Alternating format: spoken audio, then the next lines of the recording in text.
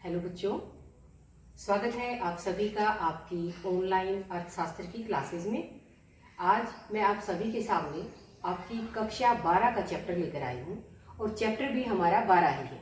Chapter 12 जिसका नाम है हमारा पूर्ण प्रतियोगिता में बाजार का संतुलन। इस चैप्टर की कई सारी वीडियोस हम कर चुके हैं और आज अपने इस वीडियो के अंदर हम अपने इस चैप्टर को कंप्लीट कर लेंगे।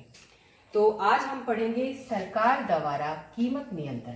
आज का जो हमारा विषय रहेगा इस चैप्टर के अंदर वो है कि सरकार कैसे कीमत को नियंत्रित करती है और सरकार करती है उच्चतम व न्यूनतम कीमत के द्वारा सरकार कीमतों को नियंत्रित करती है। कैसे करती है, ये उच्चतम कीमत क्या होती है और ये न्यूनतम कीमत क्या होती है, इनका निर्धारण कैसे होता है, ये हम अपनी आज की वीडियो में पढ़ेंगे। तो चलिए शुरू करते हैं। सबसे पहले हम सबको पता है कि जो कीमत का निर्धारण होता है, कोई भी वस्तु है उस वस्तु की जो कीमत निर्धारित की जाती है वो मांग व पूर्ति की शक्तियों के द्वारा निर्धारित की जाती है। ये हम सबको पता है कि प्रतियोगिता के अंदर जो प्रतियोगी बाजार होते हैं उनमें कोई भी वस्तु है उसकी बाजार में मांग कितनी है और बाजार में उसकी पूर्ति कितनी है, इन मांग और पूर्ति की शक्तियों के द्वारा ही कीमत का निर्धारण किया जाता है।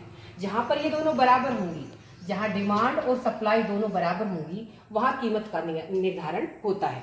जो सरकारी हस्तक्षेप की अगर हम बात करें, सरकार का जो हस्तक्षेप होता है तो सरकारी हस्तक्षेप का पूर्णतः अभाव नहीं होता। हालांकि हम पढ़ते हैं कि कीमत कहाँ निर्धारित होगी, मांग और पूर्ति की शक्ति जहाँ बराबर होंगी, लेकिन हम ये भी नहीं कह सकते कि सरकार का हस्तक्षेप बिल्कुल ही नहीं है, पूर्णतः उसका अभाव है।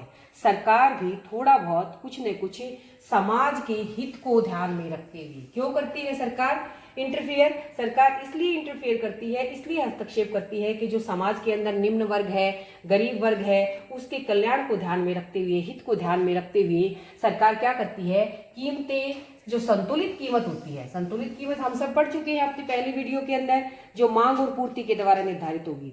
तो संतुलित कीमत से कीमतें ऊपर भी हो सकती हैं और नीचे भी हो सकती हैं। तो यहाँ मैंने आपको क्या बताया है कि सरकार थोड़ा बहुत कीमतों को प्रभावित करती है। क्यों करती है? लोगों के, समाज के हित को ध्यान में रखते हुए।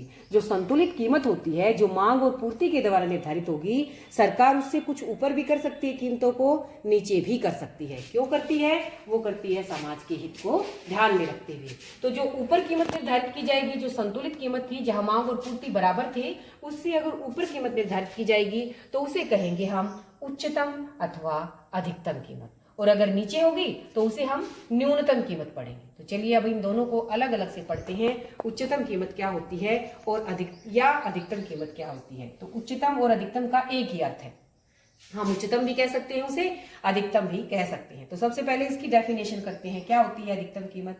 वह कीमत, अधिकतम कीमत क्या होगी? वो कीमत होगी जो उत्पादक अपनी वस्तु के लिए प्राप्त कर सकता है। ये डेफिनेशन है कि वो अधिक से अधिक, मान लिया किसान है, कोई भी आदमी है जिसने भी अपनी वस्तु का उत्पादन किया है, उस वस्तु की मैक्सिमम वो कितनी कीमत ले सकता है। तो जो अधिक से अधिक कीमत वो ले सकता है, जिससे जो उत्पादक ने बनाई है, वो उसकी अधिकतम वस्तु, अधिकतम कीमत कहलाएगी। तो ये अधिकतम जो कीमत होती है, मैक्सिमम कीमत जो होती है, ये उन वस्तुओं की निर्धारित की जाती हैं जो अनिवार्य या जीवन रक्षक वस्तुएं होती हैं। तो हम 12वीं कक्षा के बच्चों को पता होता है कि भाई अनिवार्य और जीवन रक्षक वस्तुएं कौन सी होती हैं। जैसे हो गई हमारी दवाइयाँ, जैसे हमारा भाई गेहूं है, अनाज है, क्योंकि ये तो सबके लिए अनिवार्य है, खाने पीने की चीजें हैं। दवाइयाँ जो हैं वो जीवन रक्षक वस्तुएं हैं। तो इन वस्तुओं की कीमतें अगर बहुत अधिक हो जाए, बहुत अधिक अगर इन वस्तुओं की कीमतें हो जाएं, तो जनसंख्या का जो एक बहुत बड़ा भाग है उससे ये बाहर हो जाएंगी। वो जो गरीब वर्ग है हमारा, जनसंख्या का एक बहुत बड़ा, वो इन वस्तुओं को नहीं खरीद पाएगा।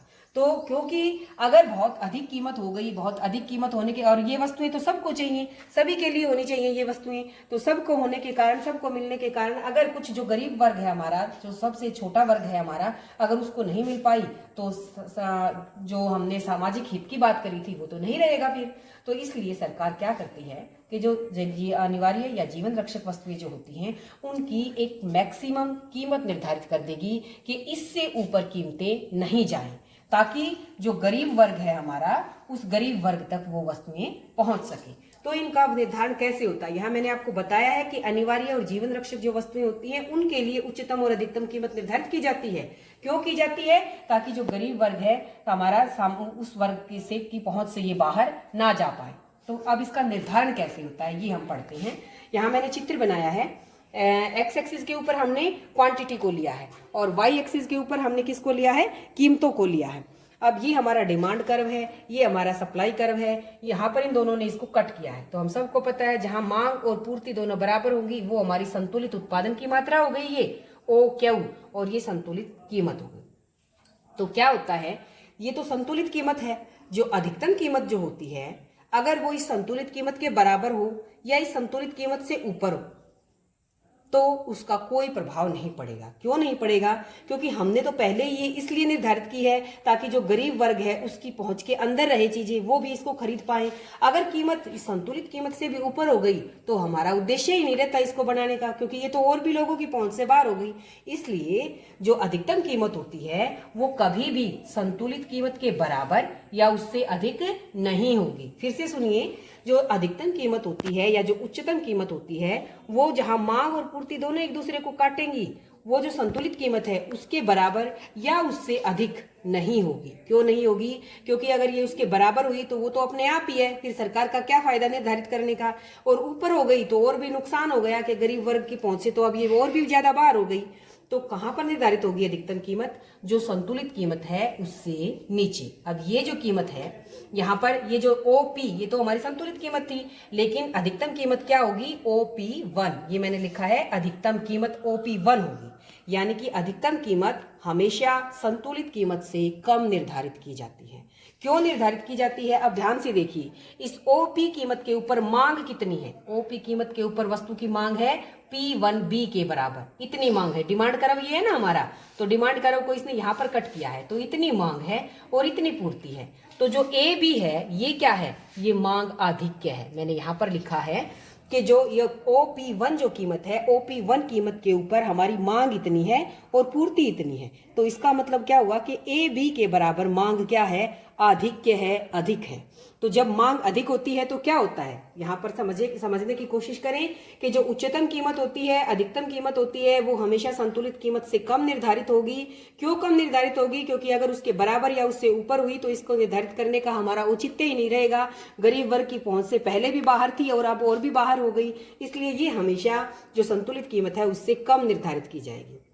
और जब संतुलित कीमत से कम निर्धारित की जाती है तो हमेशा क्या होता है कि मांग जो होती है वो ज्यादा हो जाती है और पूर्ति कम रह जाती है। डिमांड के सप्लाई से अधिक होने के कारण मांग आधिक्य की स्थिति होगी। और ऐसी स्थिति का फिर रिजल्ट क्या होता है, परिणाम क्या होता है? हम सबको पता है, बाजार में कोई वस्तु है और उस वस्तु की अगर मांग बहुत ज्यादा है और बाजार के अंदर वो चीज बहुत कम मात्रा में है तो फिर उससे कालाबाजारी शुरू हो जाती है। कालाबाजारी आप सबको पता है। कालाबाजारी के अंदर क्या होता है कि जानबूझकर उस वस्तु की कमी पैदा कर दी जाती है। बाजार में लोग स्टोर कर लेते हैं और बाद में जब उसकी मांग बहुत अधिक होती है तो उसे अधिक कीमतों पर बेचते हैं। तो जब मांग आधिक्य की स्थिति होती है या जब उच्चतम और अधिकतम कीमतें निर्धारित की जाती हैं तो उसका ये साइड इफेक्ट है, उसकी ये कमी है कि उसके कारण क्या हो जाता है? कालाबाजारी अर्थव्यवस्था में शुरू हो जाती है। और फिर इस कालाबाजारी को खत्म करने के लिए सरकार के द्वारा क्या स्टेप उठाया जाता है? सरकार राशनिंग का काम करती है कालाबाजारी को खत्म करने के लिए। राशनिंग क्या होती है ये आप पता होना चाहिए कि राशनिंग के अंदर सरकार क्या करती है। राशनिंग में सरकार क्या करेगी? राशनिंग के अंदर कि भाई लोगों को उनकी लिमिट में ही हर एक आदमी को बहुत अधिक मात्रा में नहीं खरीदने के लिए कहेगी सरकार क्या कहेगी कि भाई वो उतना ही खरीदे जितनी उनकी जरूरत है। हर एक आदमी को बहुत ज्यादा मात्रा में स्टोर करने के लिए नहीं दिया जाएगा। तो ये था हमारा उच्चतम और अधिकतम कीमत। उच्चतम कीमत के अंदर हमने क्या किया है? उच्चतम और अधिकतम कीमत के अंदर क्या बताया है कि भाई जो अनिवार्य और जीवन रक्षक वस्तुएं होती हैं उन्हीं के लिए ये निर्धारित की जाएगी ताकि जो गरीब वर्ग है हर एक जनसंख्या की तक ये पहुंच सके। और ये हमेशा जो संतुलित कीमत है उससे कम निर्धारित की जाती है। अब अपनी अगली कीमत को देखते हैं, वो है न्यूनतम कीमत। तो न्यूनतम कीमत क्या होती है? वह कम से कम कीमत जिसे उत्पादक प्राप्त कर सकता है। अधिकतम अधिक से अधिक कीमत थी, ये कम से कम कीमत है। तो हमें याद रखना है ये न्यूनतम कीमतें क्या होती हैं? वह कम से कम कीमत होती है जिसे एक उत्पादक प्राप्त कर सकता है। और ये अधिकतर किन के लिए होती है? जैसे वो जन कल्याण के लिए था, गरीब वर्ग के लिए था। न्यूनतम कीमतें ठीक वैसे ही स्पेशली किसानों के लिए होती हैं, किसानों के हित के लिए होती हैं। क्योंकि कई बार क्या होता है कि किसान फसल उगा देते हैं और उसकी बाजार में आवक जो होती है वो बहुत ज्यादा होने के कारण उनकी कीमतें इतनी ज्यादा गिर जाती हैं कि वो अपनी लागत भी नहीं निकाल पाते, और बहुत सारे किसानों को फिर हम देखते हैं कि आत्महत्या तक करनी पड़ जाती है, क्योंकि उनकी लागतें भी पूरी नहीं होती। उनको कमाई तो उनकी तब होगी जो उन्होंने लगाया है, उनका वो भी पूरा नहीं होता। तो सरकार क्या करती है ऐसी स्थिति में? न्यूनतम कीमत निर्धारित करती है।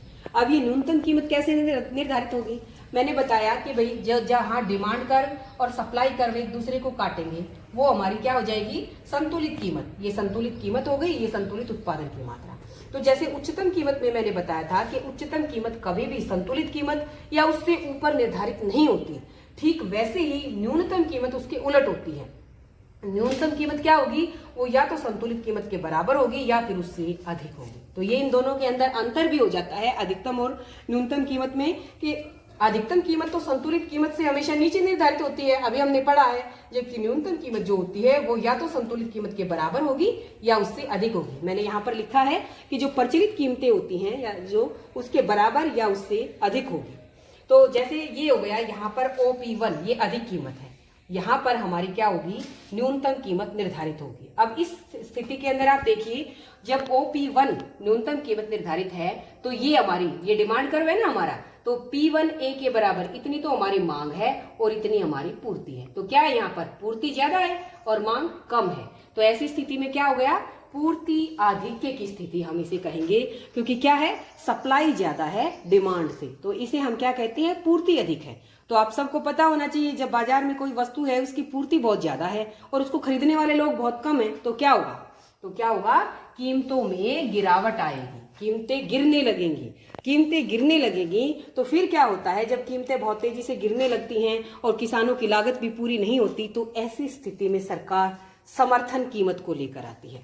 यहाँ एक और नई बात आ गई हमारी, उच्चतम और अधिकतम कीमत के अलावा एक और नई बात आ गई, समर्थन कीमत। समर्थन कीमत क्या होती है? मैंने उसकी डेफिनेशन लिखी है कि समर्थन कीमत के ऊपर सरकार जो होती है वो जो किसानों की जो आधिक्य होता है, जो उसको स्वयं खरीदने के लिए वचनबद्ध होती है, स्वयं खरीदेगी सरकार। मान लिया कोई वस्तु ऐसी है जो इसकी बाजार के अंदर बहुत ज्यादा पूर्ति हो गई और उसकी कीमतें बहुत नीचे गिर गई, तो बहुत नीचे गिरने के कारण फिर क्या होगा कि समर्थन कीमत सरकार के द्वारा निर्धारित की जाएगी। सरकार उस वस्तु को, उस जिसकी बाजार में बहुत ज्यादा आवक हो गई और बहुत कीमतें गिर गई, उसे स्वयं खरीदने के लिए वचनबद्ध होगी। वो सरकार खरीदेगी क्योंकि उसने समर्थन की इस कीमत से नीचे कीमत नहीं जा सकती। अगर उस कीमत से नीचे, समर्थन कीमत से नीचे कीमत जाती है तो सरकार स्वयं खरीदती है।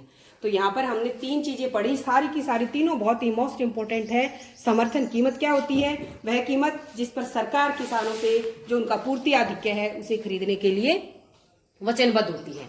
न्यूनतम कीमत वह कम से कम कीमत जिसे उत्पादक प्राप्त कर सकता है, और ये विशेषतः किसानों के लिए निर्धारित की जाती है। और जो ये क्या होती है कि जो पूर्ति कीमत होती है उसके बराबर या उससे अधिक निर्धारित होगी, और ऐसी स्थिति में पूर्ति आधिक्य होगा और पूर्ति आधिक्य से कीमतों में गिरावट आएगी, और कीमतों में गिरावट आने के बाद क्या होता है? तब हमारी समर्थन कीमत का निर्धारण होता है। इसके अलावा हमने उच्चतम कीमत पढ़ लिया, एक बार फिर से रिवाइज कर लेते हैं।